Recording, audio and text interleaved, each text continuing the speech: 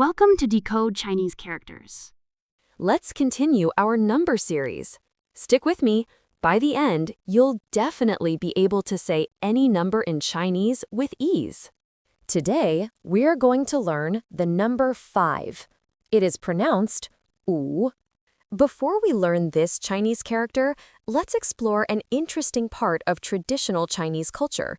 In ancient China, people believed that the entire world was made of 5 elements: metal, wood, water, fire, and earth. These are called Wu Xing in Chinese. This idea is closely related to the origin of the character Wu.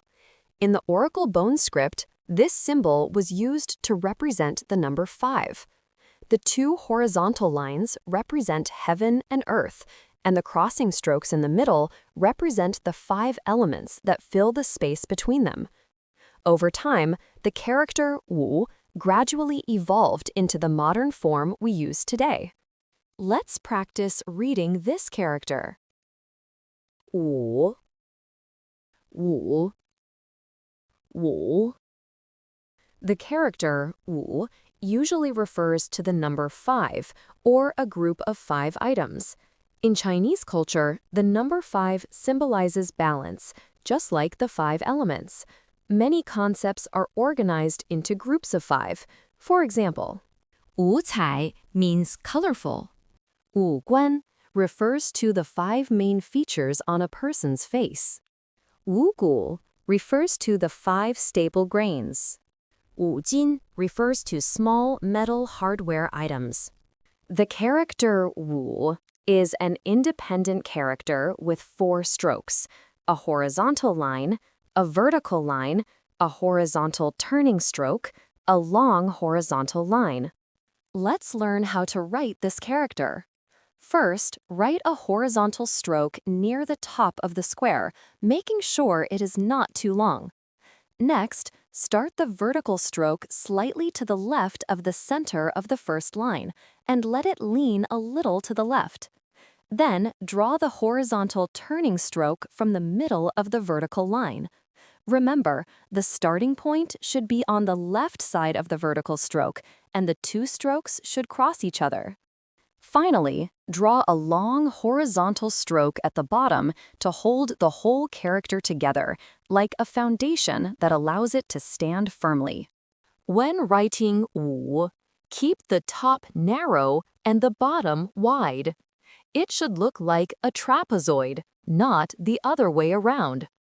In China, there are 5 great mountains known as 五岳.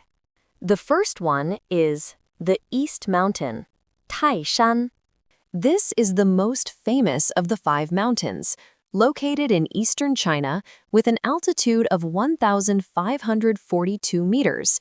It was the site of ancient imperial ceremonies. You can see the most beautiful sunrises and cloud seas on the mountaintop.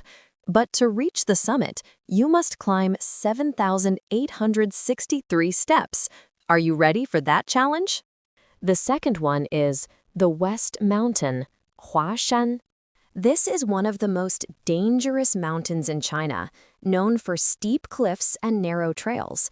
With an altitude of 2,160 meters, climbing Mount Hua feels like walking along vertical cliffs. If you have a weak heart or fear of heights, this challenge may not be suitable for you.